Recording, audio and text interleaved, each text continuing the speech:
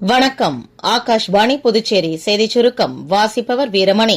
குடியரசுத் தலைவர் திருமதி திரௌபதி முர்மு இன்று தொடங்கி அங்கோலா மற்றும் போட்ஸ்வானாவிற்கு இரு நாடுகள் சுற்றுப்பயணம் மேற்கொள்கிறார். தனது பயணத்தின் முதல் கட்டமாக அங்கோலாவிற்கு செல்லும் அவர் நாளை அந்நாட்டு அதிபர் திரு லுரன்கோவுடன் இருதரப்பு பேச்சுவார்த்தைகளை நடத்த உள்ளார்.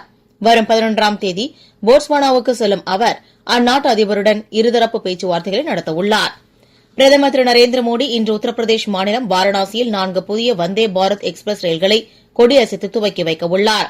இந்த வந்தே பாரத் ரயில்கள் பனாரஸ், கஜுராவோ, லக்னோ, சஹாரன்பூர், பிரிஸ்போர்ட், டெல்லி மற்றும் எர்ணாகுளம், பெங்களூர் ஆகிய வழித்தடங்களில் இயக்கப்பட உள்ளது. வரும் டிசம்பர் மாதம் நடைபெறவுள்ள 4ஆம் கட்ட காசி தமிழ் சங்கமத்தில் பங்கேற்க விரும்புவோர் இணையதளம் மூலம் பதிவு பெறலாம் என அறிவிக்கப்பட்டுள்ளது.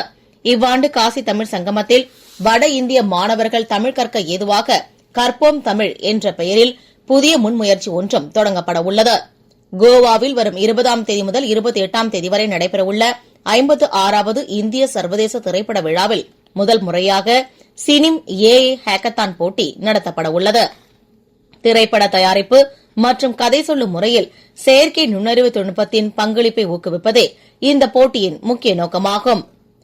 புதுச்சேரி வில்லியனூர் திருக்காமேஸ்வரர் கோவிலுக்கு 2 கோடியே 64 லட்சம் ரூபாய் திட்ட மதிப்பீட்டில் புதிய தேர் செய்ய பணி ஆணையை ஒப்பந்ததாரரிடம் முதலமைச்சர் திரு ரங்கசாமி வழங்கினார்.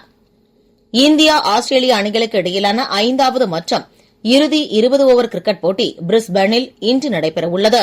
இத்தொடரில் இதுவரை முடிவடைந்த 4 போட்டிகளில் இந்தியா 2-1 என்ற கணக்கில் முன்னிலையில் உள்ளது குறிப்பிடத்தக்கது.